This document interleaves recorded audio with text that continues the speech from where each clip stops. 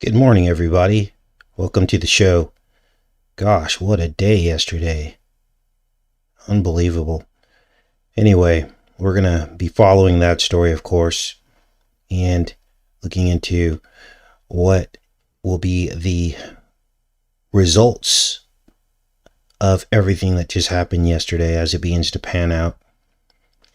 And my guess is that they are going to crack down. There are already rumors of facial recognition being used.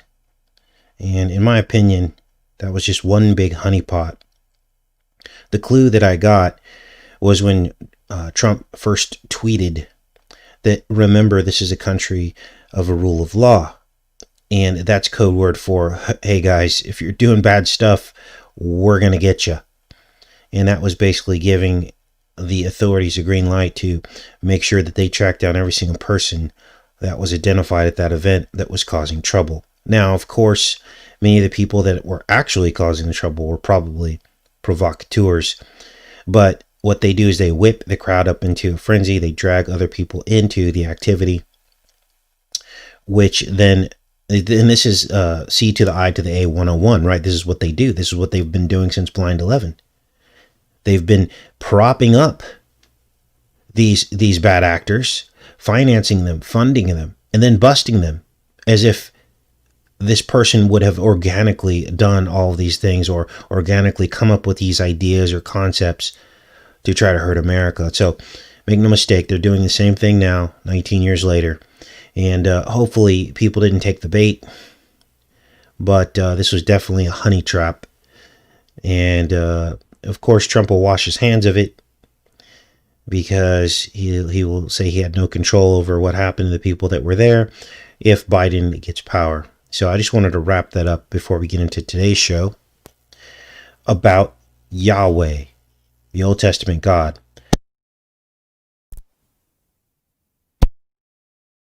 A technical show looking at individual words and titles of the word Lord and comparing and contrasting and trying to draw conclusions from obscure scriptures to try to prove or disprove that the Old Testament God, Yahweh, was not the devil, then you came to the wrong show. This will be a very basic show, and we're just going to pull back the cover on this and really just look at basic common sense. And once we look at common sense, you're going to understand that there is no possible way that the Old Testament God, Yahweh, was the devil. But this is the chatter that I'm hearing. And it's weird. Some of these channels that are talking about this, they're not really Christian channels. They tend to minimize the role of Jesus Christ in our salvation, the gospel, and all these things. And you're going to see why as we get into this show.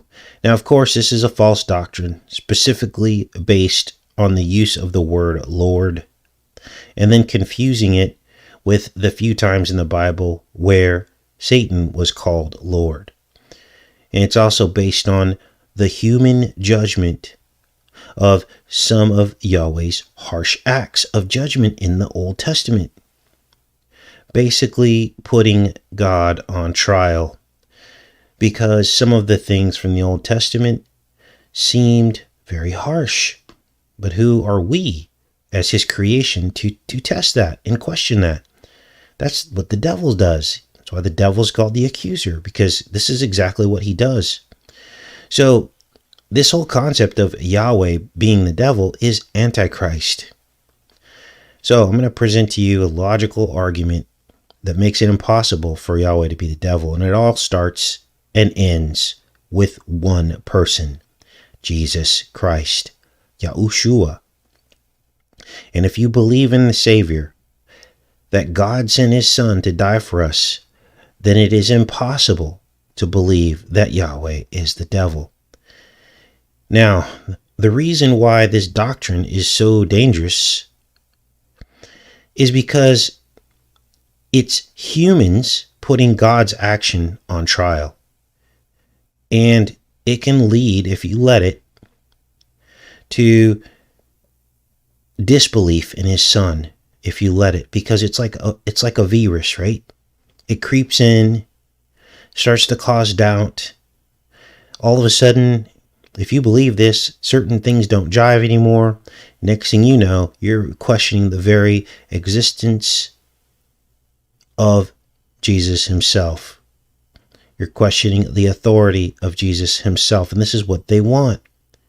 This is why the whole militant vegan movement is so damaging. These are Antichrist doctrines. In the book of Timothy says that abstaining from meats as a doctrine, I'm not talking about for health reasons. I'm not talking about a personal decision to abstain from meat. But if you adopt it as a doctrine and you start going around and shaming and guilting other people and judging them for eating meats, then you fall under that doctrine of devils. And that's what they call it in 1 Timothy. Now, why is the vegan movement as a doctrine? I want to be clear here. I'm not saying people that don't eat meat are, in danger of judgment from God. 1 Timothy makes it very clear. He says a doctrine of demons. Basically, those teaching to abstain from meats and then putting God on trial for it. And that's exactly what they do, because if you think about it, again, this is how the devil works. He plants a seed, something that, seems very logical and realistic. And then they depict these harmless animals, usually, infant offspring of animals in TV. I watch a lot of and decode a lot of movies, so you see this often. I watched a movie about a family that hunts, and they're out in the wilderness, and the girl was being raised by the mother and father, and they were teaching her how to hunt and clean animals, right? And the way they depicted it looked very barbaric and disgusting. And then they were about to starve, so they had to eat a baby animal. And so all of this is meant to stoke within you judgment against the Most High. Why? Because God required sacrifice in the Old Testament. The Yahweh God of the Old Testament, which is the same God of the New Testament that Jesus prayed to, required sacrifice. So if you start going down that road where you judge someone for hurting an animal, you're judging the Most High, because he required it as well. He also gave us permission to eat animals. Now, I didn't want to make this show about veganism, but it does dovetail in with some of these judgments of the Old Testament God. Okay?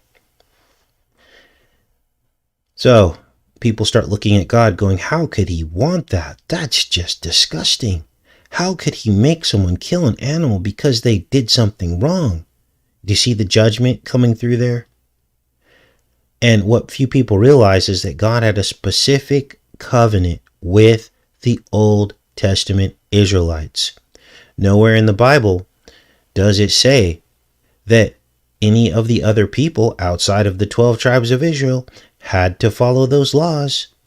Those were specific laws linked specifically into the Ark of the Covenant, the tabernacle which they were traveling with, which was a giant tent, the temple, the movable temple, and they were commanded by God to follow those laws. How else could anyone else have known about those laws when they were contained within the camp of the Israelites? See how you have to think logically about some of this stuff? Here's the Israelite camp here. We're going to talk about this as well.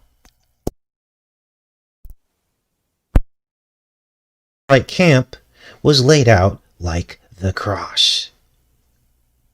Why? Because they knew Jesus was coming. The entire point of the Exodus was about the coming Savior. That's why they sacrificed animals, because Jesus would come and be the end of those sacrifices of animals. That's why Jesus said, I came to fulfill the law, because he was the last one. He was the sacrificial lamb. So if you're calling the Old Testament God who defended the 12 tribes of Israel, laid out like a cross, from the Canaanite armies who were seeking to destroy them, then you are also calling Jesus the devil. He was from the tribe of Judah, right here. This would be where he was pierced in his side on the cross. Right here. Wow. The Lion of the tribe of Judah. Now, let's get into some of the other parts of this. So, do you see how damaging it is to start believing? We didn't even go into the technical data that people try to bring to bear to try to prove this, because it's really a series of backflips, how they try to prove that the Old Testament God was the devil. Now, let's start with the times that Jesus quoted the Old Testament and Yahweh specifically. Here's just one verse. You can see them all listed here, and there's actually more. This is just a short list. These are all the times that Jesus quoted Yahweh. Was he quoting the devil? Of course not. So if you believe Yahweh was the devil, you would have to believe that Jesus was quoting the devil in a favorable light. It makes absolutely no sense. Here's one time he quoted Yahweh. Where'd it go? So this is Deuteronomy 8:3.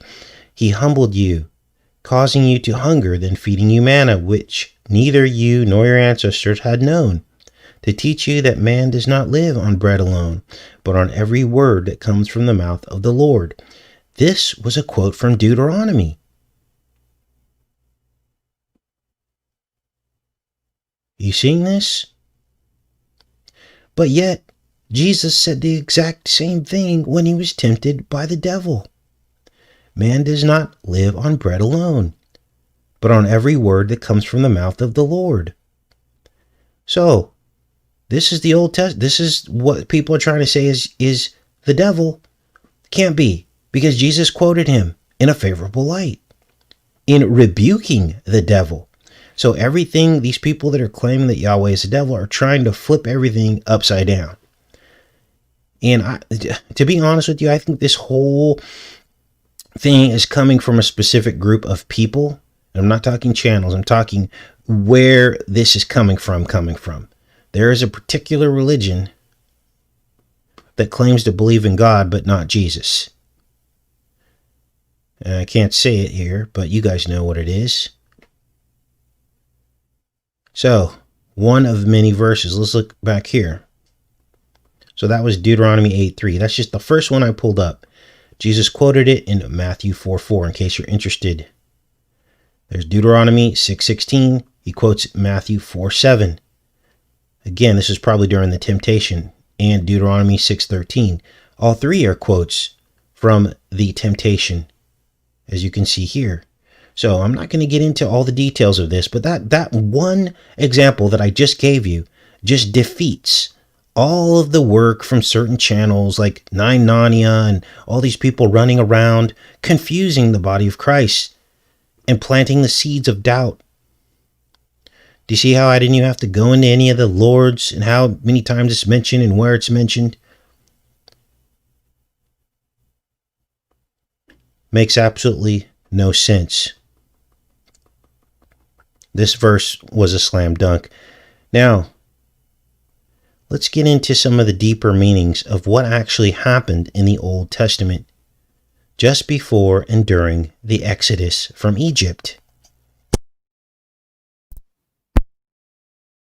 Everything that happened then is happening right now.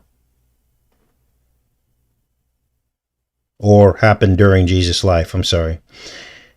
Okay, let's start with the ancient Israelites before they left Egypt, right? This is before they were out in the wilderness. They were in Egypt, and rewind back to the very first or the last plague.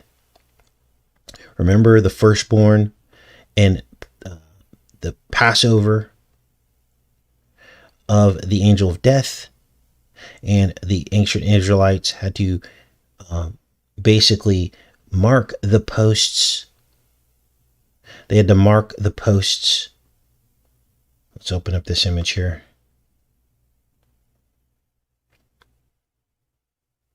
Here it is. This is a really good image of all the tribes laid out around the tabernacle. There's the tabernacle at the center.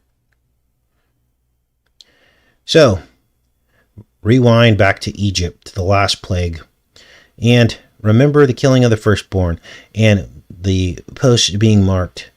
Well, the same exact thing happened when Jesus was born. What did Herod do? Herod went after the boys to try to find Jesus. This was retaliation because the Most High took out the Pharaoh's firstborn, and now Herod was going to retaliate. And that first Passover, they were supposed to kill a lamb. That was commanded by Yahweh, swiping the post. And then Jesus observed the very same Passover. This was the tradition coming from the Old Testament. And of course, as we explained to you earlier, Jesus became the last Passover lamb, the last sacrifice for sin. Now, I don't know if they still have a lamb during Passovers, but I can tell you this. What were Jesus' specific instructions at that Passover, at the Last Supper? Well, he didn't tell them to kill a lamb. They may have, but they didn't tell him. He didn't tell them to do that. What did he say to do? He said, "This is my body and this is my blood." It was unleavened bread and wine. He was the Passover lamb. Now, there are more similarities. What about the 40-year exodus in the wilderness that the Israelites, and when I say Israel, I'm not talking about the Israel of today, two completely different groups. We should probably call them ancient Hebrews. But basically, what happened was they were in the wilderness for 40 years, eating the manna, right? And even that is reflected in Jesus' life, because he was 40 days in the wilderness. And what was he doing? He was fasting, just like the Israelites were fasting and living off of manna, which was some kind of supernatural substance that came down from heaven. Now, what else was there? Well, Yahweh supernaturally fed his people, just like Jesus supernaturally fed the people with his miracles. The 2 fish, the bread, and finally the layout of the camp, as we already covered, pointing directly toward Jesus. So what was Yahweh doing in the wilderness for those 40 years? If we're to look at this objectively, he was helping the ancestors of the Son of God escape from the serpent bloodline that was trying to annihilate them.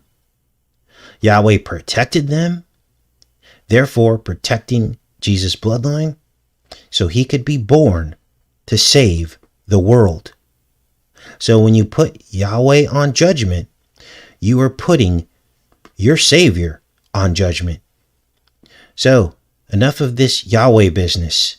I'm starting to, when people start coming on here saying Yahweh's the devil, I'm just going to delete those comments, because what you're doing is you're piquing someone's interest to look into it, and then they're going to get into some kind of rabbit hole that's simply untrue. And if you're still following those channels that are spewing this stuff, I recommend that you unsubscribe from them, because they have no answer to what I just presented to you today.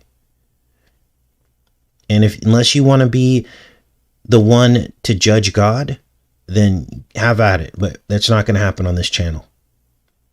So, Why was Yahweh so harsh with his judgment? That's what we're going to talk about next. Now, this is important.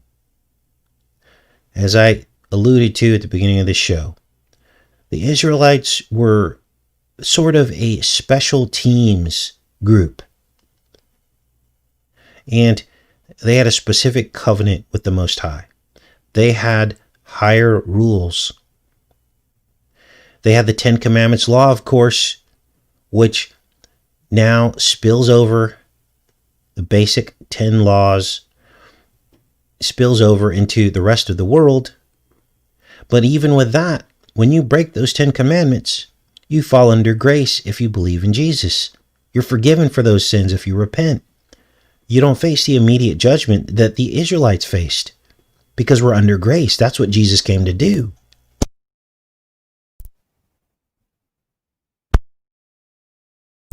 But the rest of the special rules was a special covenant to only these 12 bloodlines.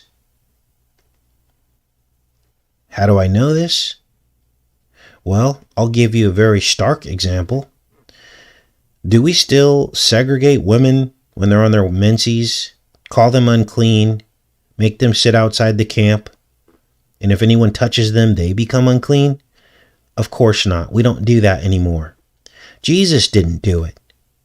He was around lots of women. Is there any examples in the New Testament where Jesus says, "Oh, I've got to go away from you, Mary, because you're on your menses and I can't touch you"? Of course he didn't. You got to look at the example that Jesus followed. Now, I believe that Jesus did follow the feast days. And so I'll have to look back at that, but I'm almost sure he did. But a lot of the rest of this stuff, he did not follow. In fact, what did he do? He went out amongst the unclean. All the stuff in the Old Testament that was called unclean, there's a lot of stuff in Leviticus, Deuteronomy, Numbers. There's a lot of stuff in there of instances where you're unclean and people aren't supposed to be around you and you had to separate yourself. Well, what did Jesus do? He did just the opposite. And not only did he do it, he instructed his disciples and followers to do it as well. They touched unclean people every single day. So, another misinformation campaign that's been going around is people telling me that, Casey, you're misleading Christians when you tell them that they're not supposed to follow the Old Testament rules. No, I'm not. And I just told you why. Jesus said, go out among the unclean.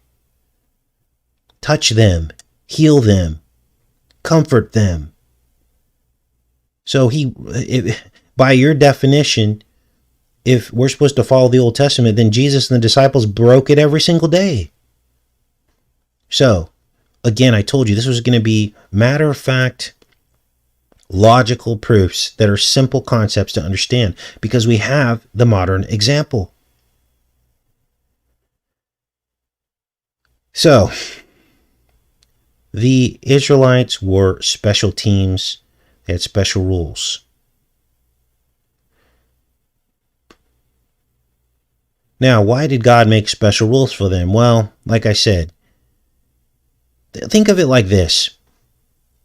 This is probably a bad example, but super soldiers, right? Or people that are in the military.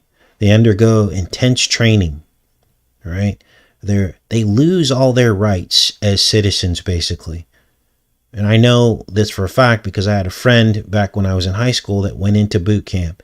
And they had to sign all these forms saying basically you're owned by the United States government. You have a special situation.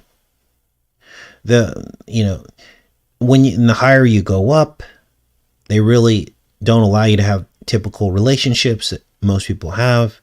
They tell you to stay away from people. You're forced to undergo special medical treatments that the general population does not have to undergo. You've lost all of your privacy rights.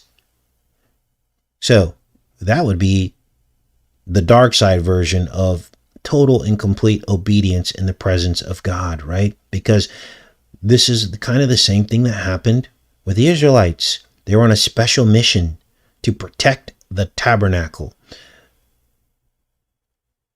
and to help the child survive.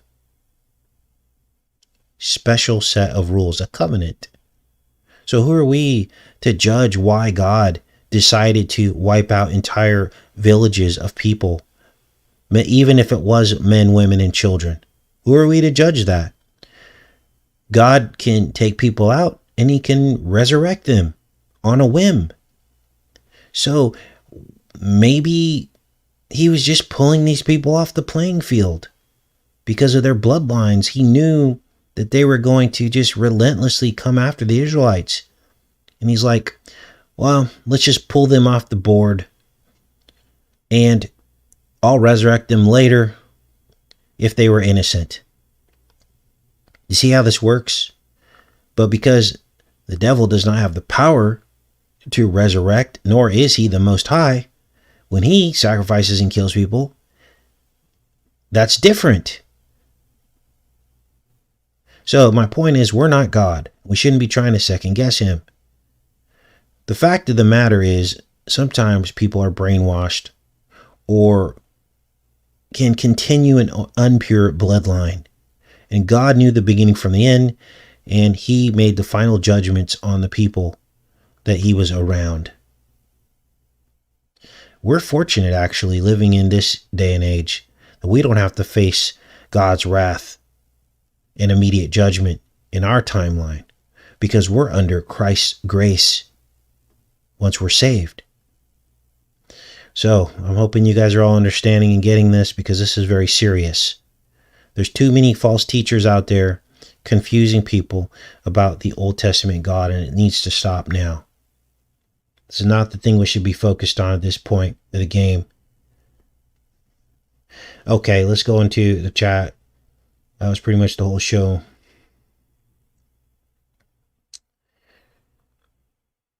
Let this catch up. Appreciate everybody coming out. You're noticing as the times get more desperate, we have to stand up and take a stand against disinformation, against people that are trying to confuse the body of Christ. And we've done enough research on this channel since 2011 to take some hard stands on some of these concepts. You know, in the beginning, we were still researching stuff, and I wouldn't really bring up this kind of stuff very much because I didn't want to alienate or confuse people. I wanted to make sure I had all my ducks in a row. I wanted to give it time to pray, to understand if I didn't want to mislead God's people. And so now, after all the research that we've done, this is the point that I've come to. And I needed to do a forceful and deliberate video on this because there's just too much disinformation going on out there. Too much. And people get confused, they get disheartened. And it's better to do something than do nothing, because the people that are still on the fence or confused can be turned away from God by me not standing up and saying something. So we said something. Okay, some of you have to go back to work. The Metonic Cycle. Yes, I'm very intrigued by the Metonic Cycle. Very intrigued. The 19-year cycle. Because there are 19 total feast days, because some of them repeat. If you count them, there are 19, which lines right up with God's creation. Maybe that's a proof of his creation, because the moon and the sun follow 19-year cycles. Now, of course, the dark side has tried to replicate that, and they sacrifice every 19 years, and they imprison God's people every 19 years. You guys, we were in prison 19 years ago. Okay? Right after Blind 11 happened, we all went through the same thing. Flight shut down. Oh, everybody's this.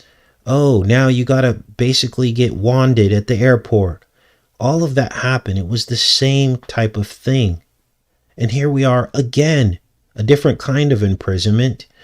19 years ago, we were imprisoned with fear, and we're still imprisoned with fear now, but now it's a physical imprisonment.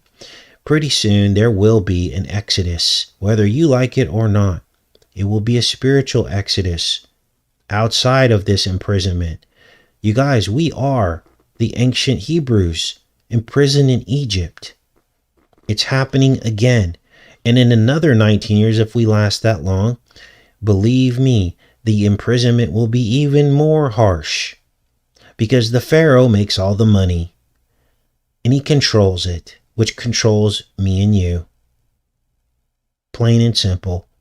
If you really want to get down to the bottom of how these last days are going to play out, we're just simply playing back the events of the Old Testament.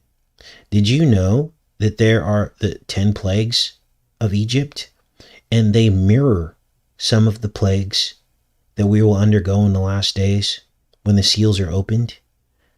Do you see how the two dovetail in together? And in the book of Revelation, it also talks about that God's people will not suffer some of these plagues that come about on the earth, and that will bring on the wrath of everybody else who is suffering.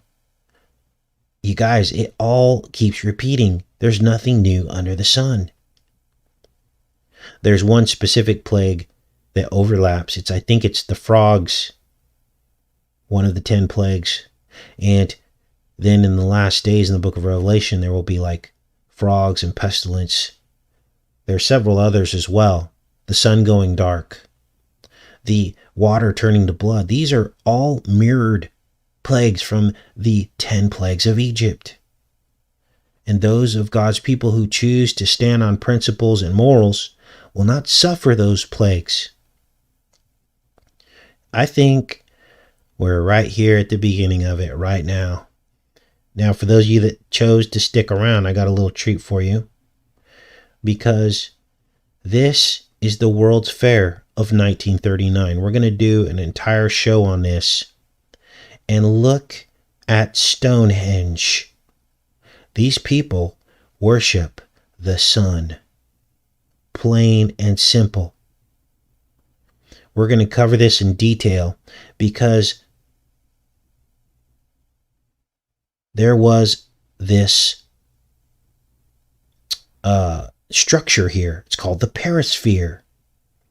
And this structure is called a trilon. This was the centerpiece of the 1939 World's Fair. And what do we have here? A trilon is a hypodermic needle. You can't make this up. And I told you that this has been the goal. Now, what was going on in 1939? Well, this was just at the beginnings of the development of a VC for, you guessed it, polio. So this 1939 World's Fair was a ritual. And here we are, full circle again. Man, you guys, this is crazy stuff. So we're going to cover all that in a full show. That show deserves a full hour or half an hour to get through because we found lots of other stuff with the World's Fair. We also found how Trump, his family linked into this. There was this famous billboard based on the World's Fair. They must have had a lot of money back then. You know, he tries to downplay his family fortune, but really, they've been rich the whole time, okay? Because they had this billboard at the World's Fair for Trump homes. So we're going to cover all that in high detail because he made the venom that Biden, we will all be bitten by Biden with the fangs. So that is how these both sides work together. And if you guys see people in the comments angry at me because I'm talking about Trump, please fill them in on the right-left paradigm. Try not to get angry with them because they're just asleep. If you see people in the comments saying how ridiculous it is that we don't vote, please fill them in on why. You know, a lot could have happened yesterday that could have been more constructive. Instead of holding signs for Trump, what if they just blew everybody's mind in the mainstream media and held up signs saying both sides are compromised. We need a new government. What if they said that instead? What if they challenged the very legitimacy of the elite puppets and bankers at the top and said, no more, no more. We will not leave this lawn until there is change. What if that happened instead?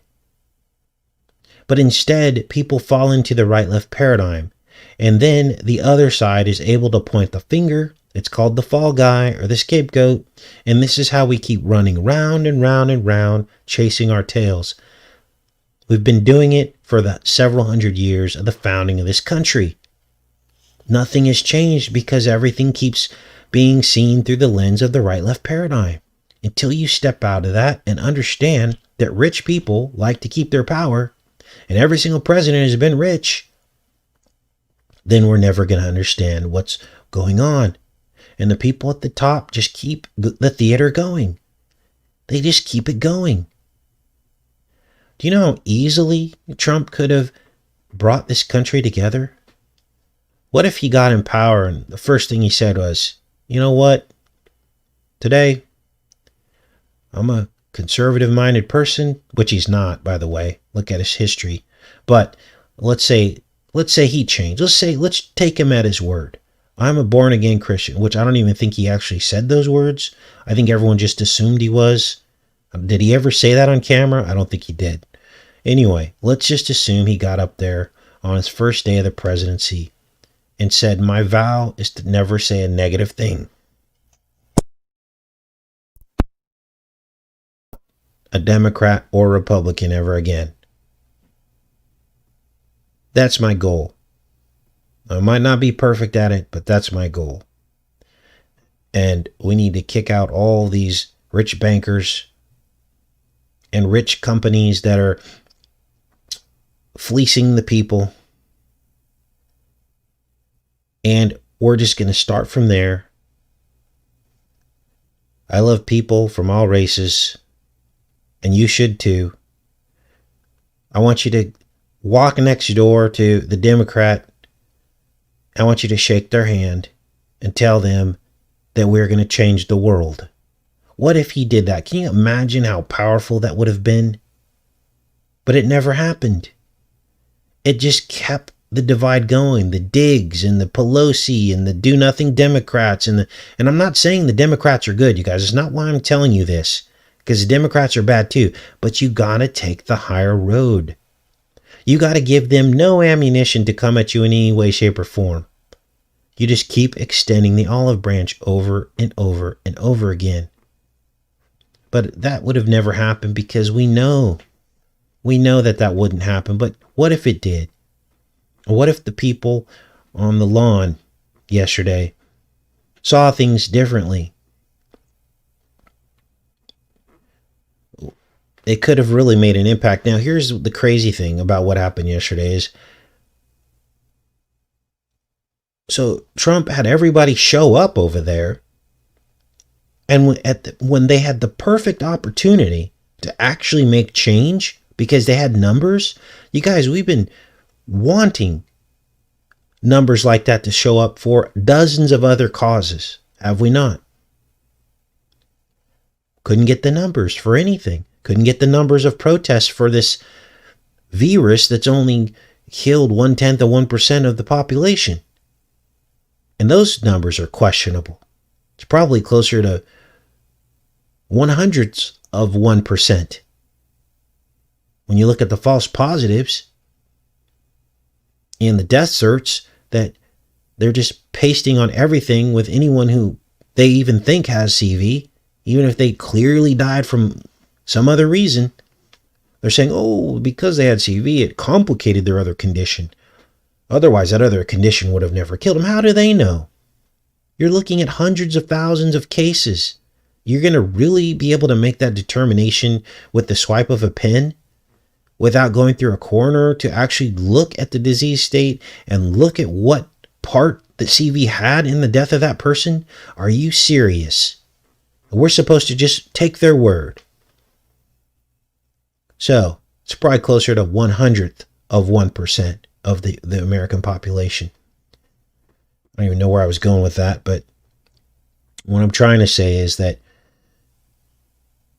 this should not have went down the way that it did. That we should have never made a VC. Should have never even been made.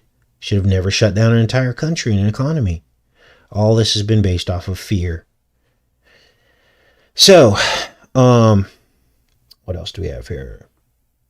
I'm just going to go in the chat. I agree. The 10 Commandments are not burdensome. Guys, God makes laws and rules for us to protect us. Every law and rule that he's made is for our own protection. We don't realize it. Some people think, oh, I don't want to do that. But in actuality, they're for our own protection. Thanks for modding, Jory. Jory's been around a while.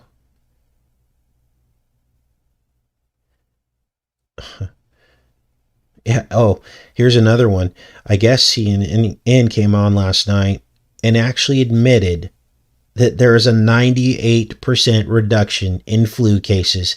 They actually admitted it, which channels like this and other channels have been saying this forever. That they simply repackaged the flu into CV. And no one believed us. Oh, that's not true.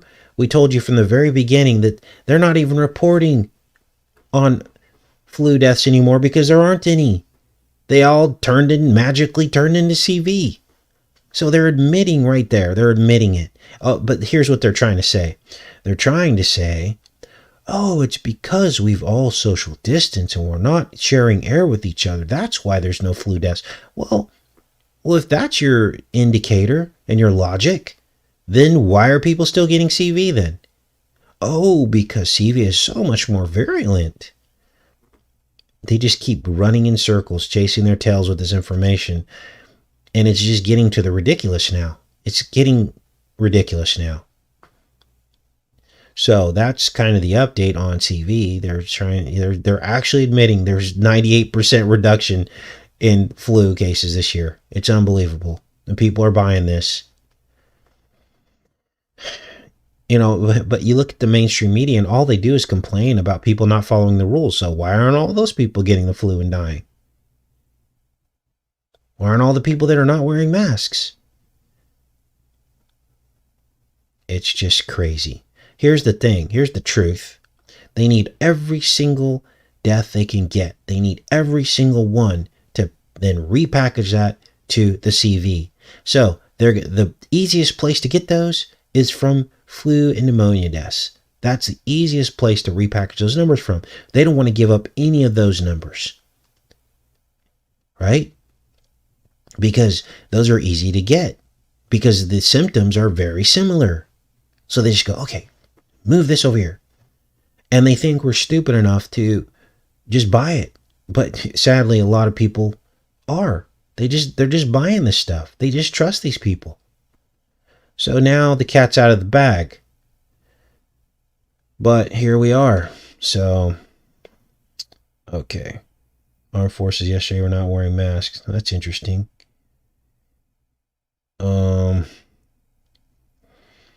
Trump's let the Dems cheat so he could prove they were cheaters.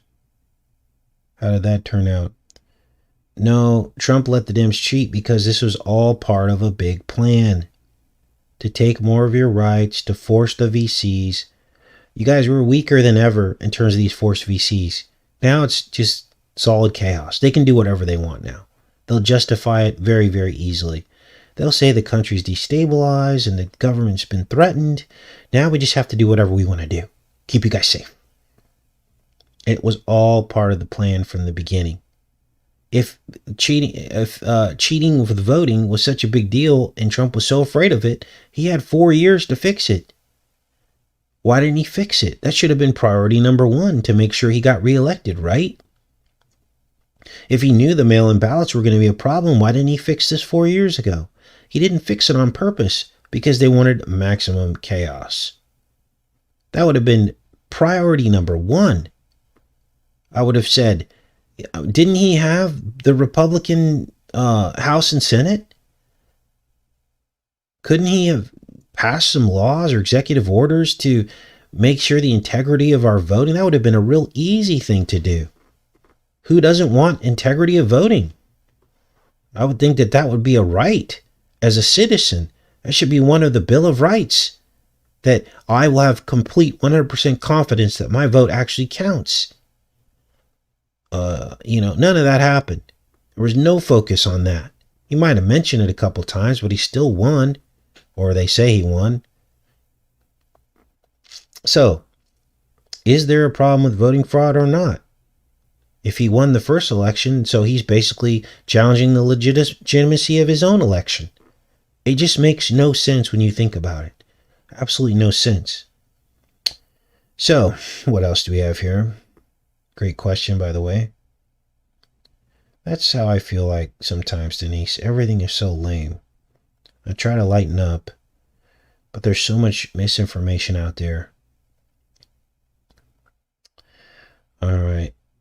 They knew ballots were a problem since 2000. Exactly. And listen, if the mail-in ballots were the problem, and let's say Trump thought he wanted to try and fix it but couldn't, wouldn't he have come up with his own plan to counter that? Wouldn't he have come up with his own fake ballots to counter the fake ballots that this is ridiculous. The very same states that he won, he could have had a whole army of people doing their own fake ballots to counter it. None of it makes any sense to me. The only thing that makes sense to me is it's planned chaos. To have us at each other's throats, right and left, influenced by the people from the top, influenced by the media, the gotcha. Every time you turn on the TV, it's gotcha, gotcha, gotcha.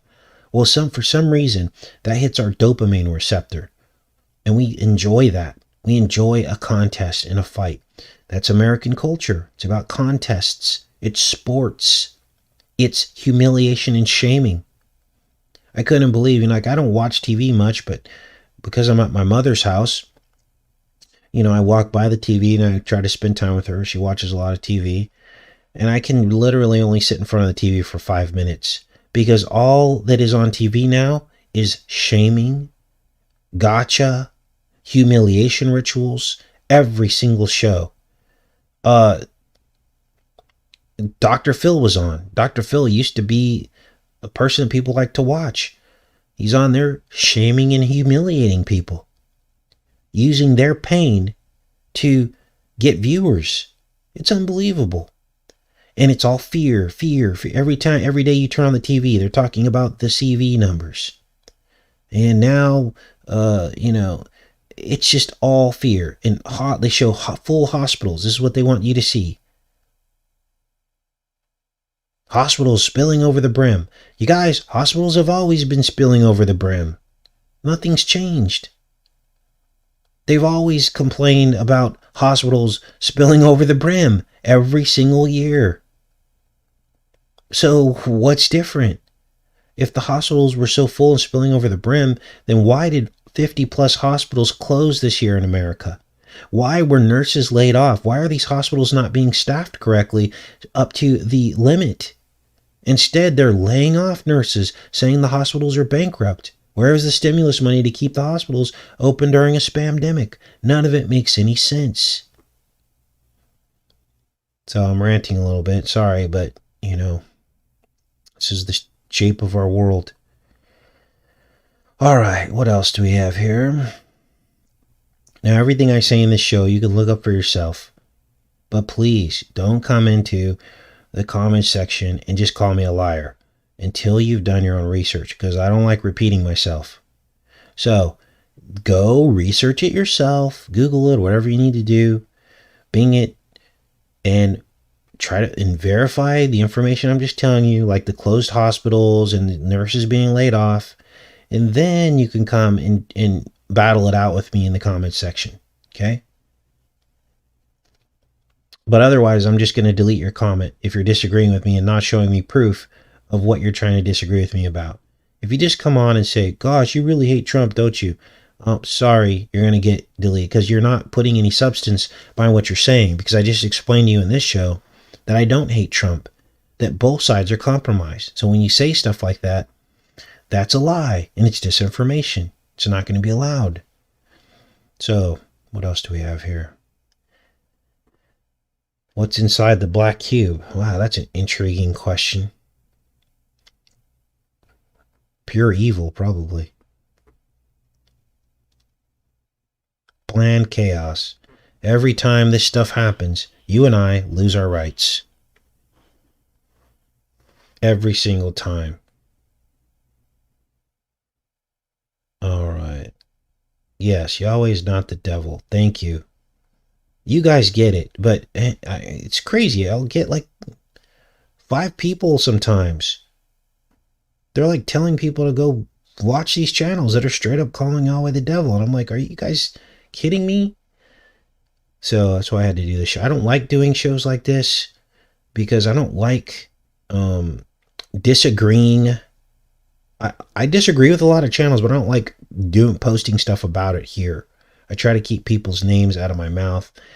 But they're out beating the drum. They're out advertising their disinformation, and they'll often come over here or send the people over here from their channels to try and sway people. So I have to address it sometimes. So yes, there will be an Exodus event again, Emzil. Great question. It will be a spiritual Exodus. Now, you can partially physically Exodus. There are many places out in the countryside where you will be less affected by what's coming. Prime example, look what's happening in New York. They have their own set of rules there that is very draconian. People are literally suffering there. Literally. And it's interesting because New York is the place where there is the 3 pyramids of Egypt, Giza, written right into Lower Manhattan, into the landscape. We've covered that. I would pull it up, but then we'd go on a whole nother hour with this show. But so that's a prime example. That is a simple, basic example of how I've been telling people, if at all possible, start to slowly make the exodus out and away from these cities that are easily controllable. They're on a grid, square streets. Tanks can roll down the streets if they want. They can control all the entries and exits. They can fly over the airspace. It's very easy for them to patrol and get power over you. You're locked in a stacked building. Why do you want to live like that? God doesn't want you living like that. Why do you want to live like that? So it's not a judgment. It's not me saying, oh, shame on you because you didn't listen to me. This was out of love. And people have had plenty of time to do it. People on this channel anyway. But we've been around since 2011. And some of you have tried, but others of you have battled with me and said, we're not supposed to run. I go, what do you mean we're not supposed to run? There's many biblical examples of God delivering people from very bad situations. Sodom and Gomorrah, the exodus of the Israelites. Didn't Jacob have to run away or something? I'm not that good at that part of the Bible. But there are many examples of people running away. Noah ran away. God delivers his people. And if you're in the beast, right in the belly of the beast, and you're not in God's nature where he can actually kind of protect you a little bit better, he can open up a cave for you to hide in if you had to. He could create a miracle out in the woods or the wilderness, right? He can have a rabbit show up or something if you're starting to go hungry. He can just send a rabbit. A lot more stuff like that can happen out in the country than it can in the belly of Sodom and Gomorrah. You see what I'm saying? So that's all. It's not a judgment. It's not to make you feel bad or inadequate or make you feel scared. It's simply God impressing upon me to impress on you that there will be a partial physical exodus and a spiritual exodus for sure. What's the spiritual exodus? Well, the spiritual exodus is pulling out of the beast. So not investing your entire life savings in a stock market, for instance. That would be one example. Example number 2, if you have money, make that money turn that into real physical goods. Buy a trailer, buy a mobile home or something that you can sleep in if you had to. Make sure your vehicle's in top working condition. Make sure you have a stash of oil and things to service your vehicle. Make sure you're mobile. Make sure you can put everything, if you had to, put it all in one little trailer or something and get away. Make sure you have some extra cans of gasoline. Make sure you have maybe a garden, some food. Don't rely on the supply chain that we've been given. Now, all this doesn't have to happen tomorrow, but you can start taking baby steps. You can start the concept in your mind and stop denying that and accept it and embrace it, because it's coming. Things are just going to get worse from here. Okay. And it might not happen worse like quickly, but every little thing that you do, it will increase your confidence because you won't feel so fearful and helpless. It will bring you closer to God. Just on its face, it will bring you closer to God because you'll begin to trust him more. Instead of trusting that Walmart's going to have your favorite ketchup on the shelf, you're going to start trusting God more. You're also going to let go of things that you thought you needed, the creature comforts of life that you thought you needed to be happy. You'll be like, you know what? Maybe this is enough. Or maybe I'll start coming up with really good dishes that include like dry goods, like rice and beans, and I can spice them up certain ways. And wow, you know what? If I had to, I could survive. I could live out somewhere for 6 months or a year off of a trailer food of goods. Buy yourself a pellet gun. You guys, pellet guns they're starting to get some really weird and crazy rules about even air rifles. Now, I can't even say those words now. I have a really good one. I've got 1,000 foot per second pellet gun with a scope on it. And if I had to, I could take out some small game, really good channel to watch. And unfortunately, the guy's still in the right-left paradigm, but I love him. Deer meat for dinner. Pull up that channel, watch how that guy just goes out into a tree, takes out a squirrel, and he's gotten food. Guys, you're never going to starve. God says, don't worry about what you eat or drink. He will provide, just like he provides for the lilies of the field and the birds of the air. You don't have to live in fear, but you also have to come to terms with where things are and where you're living and go, you know what? Gosh, if things hit the fan, I'm going to be screwed. Start thinking about a way out of that. And God will do the rest. He will open the doors for you. So I would recommend that. Now, what's going on in California? Okay, so I'll tell you a funny story for those of you that chose to stick around this morning. My mother, she's in her 70s, and there's a cat. There's multiple cats actually that come through the backyard. And I love cats, so I'm like, oh, I wanted to make friends with the cat and pet the cat, My mom's upset because the cats pee and poop in the yard, right? And she hates cleaning it up, and she's 72, so I get it. So my mom's like, I'm getting a BB gun. I'm like, Mom, you can't do that. I go, a BB gun will hurt the cat. It will probably kill it if you aim wrong. I go, unless you're deadly accurate, even that, it'll probably hurt the cat. Can't do that. So she's like, she was determined. I'm getting a BB gun. I don't know where she got this in her head, but she decided this is what she wanted to do. So we go down to, and this whole time I'm trying to talk my mom out of this, right? We go online and I'm like, Mom, really, if you want to deter a cat from coming into your yard, you could probably maybe an airsoft gun with plastic pellets. I go, even that would probably hurt it. I go, but if you just, nicked him in the back leg or something with a airsoft gun, like a really weak one, like one of those hand crank ones, it's kind of like tapping the cat, right? And the cat will naturally be deterred from your yard and go around it.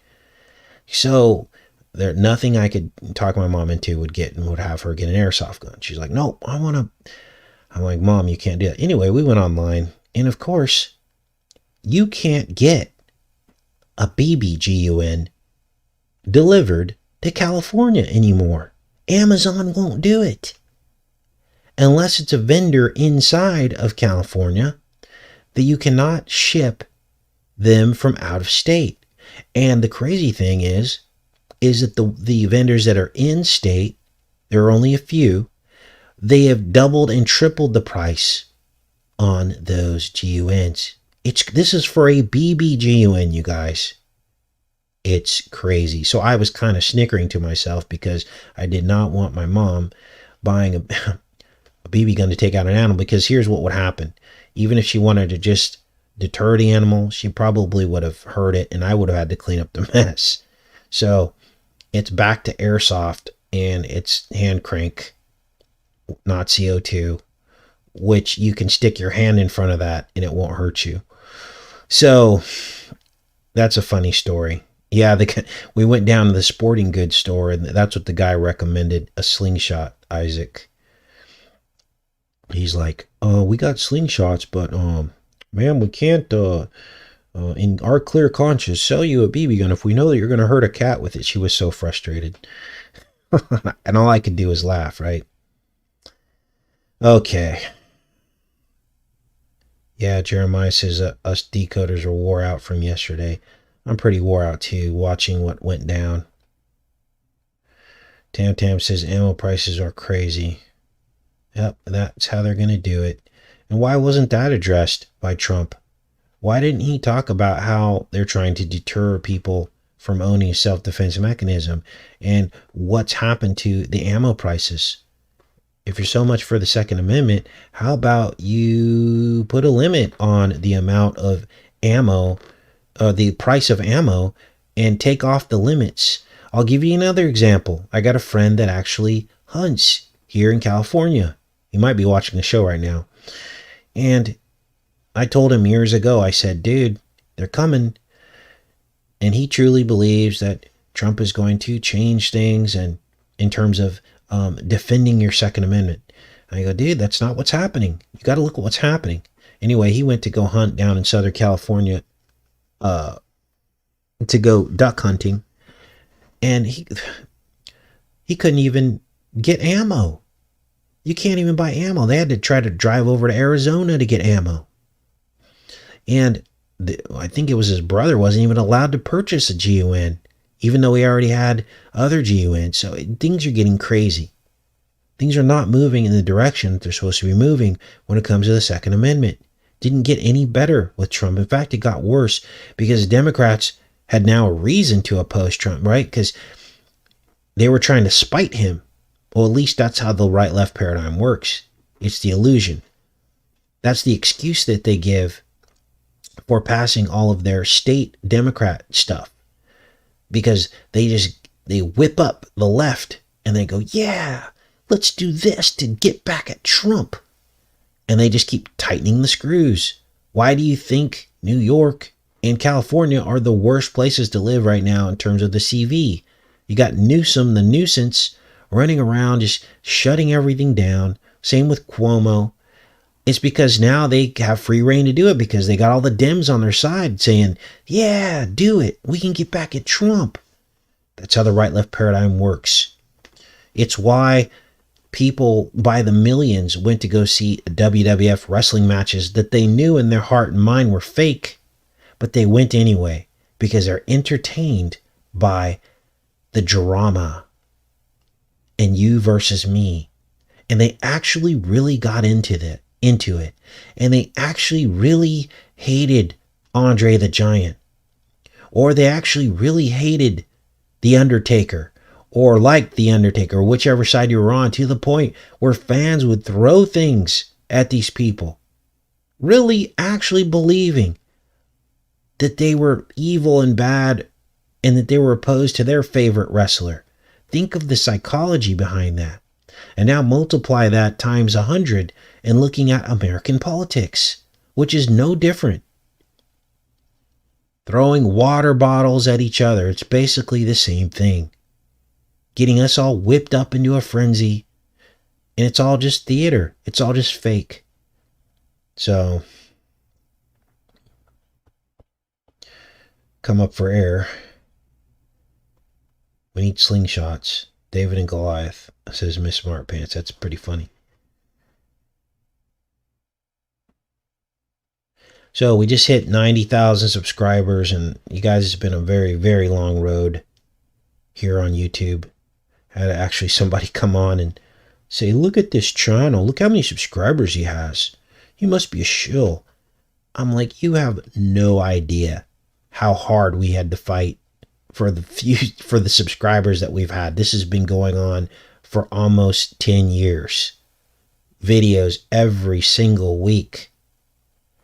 Not that it matters, but it's glaring how unfair this channel's been treated compared to the other channels out there.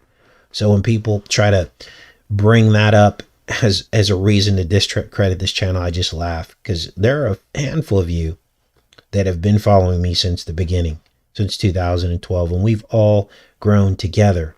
And that's the amazing thing, because we've all worked together on this channel. It's been a group effort. And I try, in the beginning, I could read every single email that came through. And you guys would send me the most amazing stuff. We would cover it. We would all use our minds together, led by the Holy Spirit, and we would uncover some amazing stuff. I mean, how many times have you guys sent me a link going, Casey, you might want to take a look at this movie? And you had no idea how much stuff was in it. And then you would watch the show the next day or the next week, watch the decode, and you would be blown away. And that's how God is working through you, because he put it in your heart to send me an email to look at something, knowing that there would be something in it. And that's how the feedback works. Then you become inspired. You go, wow, God worked through me. I knew there was something there, but I didn't know all this was in there. What a miracle. It's like a mini miracle. And then you get closer to God, and you become inspired, and you feel the Holy Spirit in you. See how this works? And what are we doing? We're exposing the enemy. We're helping other people come to Christ and see the manipulation through the media and film and pre-programming, through entertainment, seeing the lies of politics. See how this works? And I hope that you guys feel that, because I feel it every single time I come on here with you. I feel that. And so it's been a very long road. My peers, there are people, channels that have come years after our channel that are up at 200,000 and 400,000 subscribers, 500,000 subscribers. So don't get it twisted. We fought for every single subscriber on this channel. Every single one. I've probably talked to 50% of you through email. So, and I don't know how those other channels grew so fast. There was a rumor out that people were able to buy subscribers. I know that happened with several of the larger channels. I never did that, obviously. Otherwise, we'd have a lot more. But what you think? Arrest Bill Gates campaign. Well, that's great. We're still waiting on sealed indictments and all this, and the deep state was supposed to be taken down, and JFK was supposed to come back, and Trump was supposed to take the presidency back. He had everybody there. He could have done it. He could have redirected that crowd to do some constructive things to take the presidency back. I mean, even if everyone just sat out there with tents for 3 weeks, that would have been more effective, than what happened yesterday. Because I think most of the people were peaceful. So, all right. The food laws are to keep the temple clean. Yes.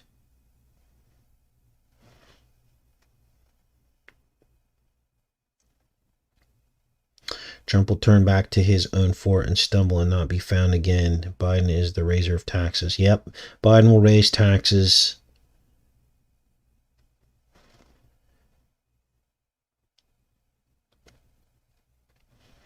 The numbers are manipulated. I believe that 100%. Yep, no one's ever going to get arrested. And I'm not even sure that the people that they say got arrested are really arrested. I think it's all just smoke and mirrors.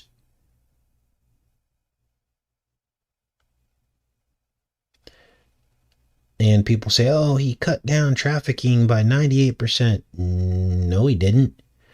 Look at the people that were arrested. They went online, they had some online stings, and they found a bunch of people looking at Kitty Porn. Okay? That's what happened. Not that that's excusable, but that's where they got their numbers. As far as I know, elite traffic is happening full speed ahead. None of the people that were doing all this traffic going back decades were really brought to justice for that. We have two. We have Eggstain, which we don't even really know what happened to him, and we have Giswell. That's it. All the other arrests were for not for child traffic, it was for other things. Okay? So that's the truth about what he did about that. If you really wanted to make an impact, go back and take out half of Hollywood, which they're all guilty. You guys, I used to show videos of that kind of stuff happening in plain sight in films. We would look up the actors in a film, actors and actresses, and right there in plain sight on screen, there was that going on in America. Those videos, of course, they would take them down or put, they would give me a strike for whatever. So I don't cover as much of that stuff anymore, just for the survival of the channel. But I caught that several times. I caught actors like McConaughey starring in films about doing that to a person that is underage. Oh, but yet he's got a foundation to help children. Why would you depict that on screen of you doing that to a girl when you have a foundation that's supposed to try to help girls? It makes absolutely no sense. So these people say one thing and do another. This is what they've always done. That's how the enemy works. Just like the very first lie, your eyes will be open, you'll be like gods. Very first lie in the Bible. It's all smoke and mirrors. Okay. JC would never eat unclean. That's probably why he threw the pigs, the evil spirits into the pigs, because they were unclean. I would agree with that. Blue says, I'm a fake, a fraud, and a phony. Okay. Whatever. Oh, you must be talking to someone else. So what's going on here in the chat? Blue, let us know what's going on so we can fix this. Do we need a moderator? Some people, Jeremiah says Eggstain died by the code. That's probably maybe what happened. Or he's on some desert island somewhere. Island Paradise. He's on Fantasy Island. Probably should take a look at that film. Didn't watch it because it just looks so retarded.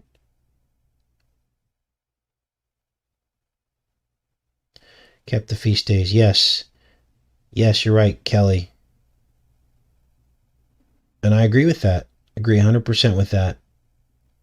But you just left out all the other rules and laws that the Israelites followed that Jesus didn't follow. Okay, so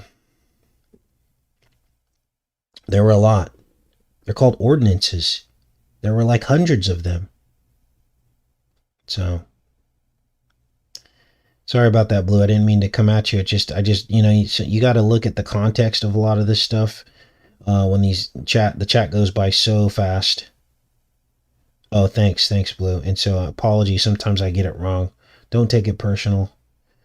I'm doing the best I can here, you guys. Okay. Good and bad and everything, I agree.